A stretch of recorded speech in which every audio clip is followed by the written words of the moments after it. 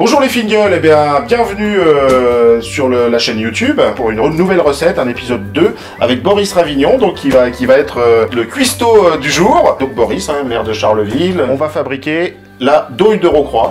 Super. Avec des produits que tu connais bien, puisque le fromage de Rocroi évidemment, et un grand classique, le jambon sec. Tout à fait. Dont tu fais partie. Exactement, dont nous faisons partie. Nous faisons partie. Tous les deux membres de cette belle confrérie qui défend un beau produit ardennais. Donc tout à base de produits ardennais, pas cher, facile à faire, facile à réaliser. Donc on va commencer. D'abord on va prendre une pâte feuilletée, et puis ensuite on va prendre le jambon d'Ardenne. On va installer le jambon comme ça, on va mettre un morceau qu'on aura découpé en tranches, et puis on va prendre ensuite un morceau de...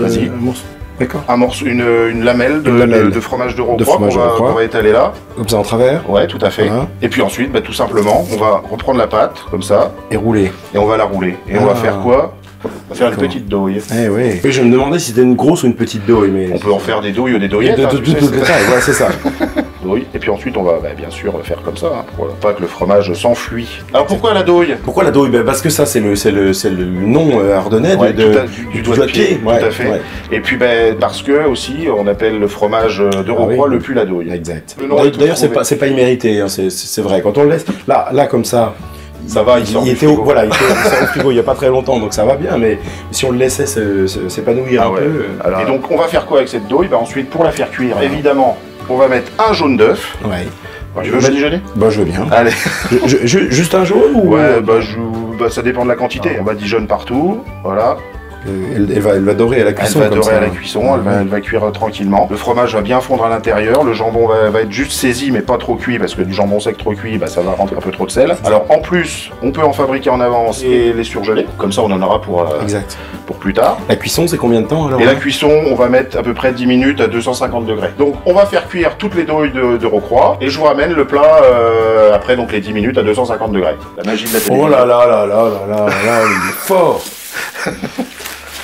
Je vous ai dit, quand j'étais plus jeune, je regardais parfois des émissions de cuisine, et alors ça, c'était un truc que je trouvais assez mystérieux. Effectivement, il préparait les plats, et hop, il enfournait, et presque dans le mouvement d'après, il ouvrait le four et il le sortait. Il me disait, quand même, ils sont fortiches ces gars-là. Tu vois. Donc voilà, le plat terminé. On a 4 douilles de Rocroi qu'on a fabriquées ensemble, et on accompagne ça d'une mâche où on peut mettre un peu de roquette pour accompagner le plat. Alors ça peut se servir en plat ou en apéritif avec un groupe de convives. Tout dépend de la quantité qu'on va mettre en douille. C'est plutôt des grosses douilles que des petites. Là c'est des grosses douilles, mais on est gourmand. Mais oui. Voilà Boris, merci. Merci, elles sont magnifiques. Et on va déguster ça ensemble avec grand plaisir autour d'une bonne petite table. Donc je vous remercie beaucoup et à bientôt pour une prochaine recette.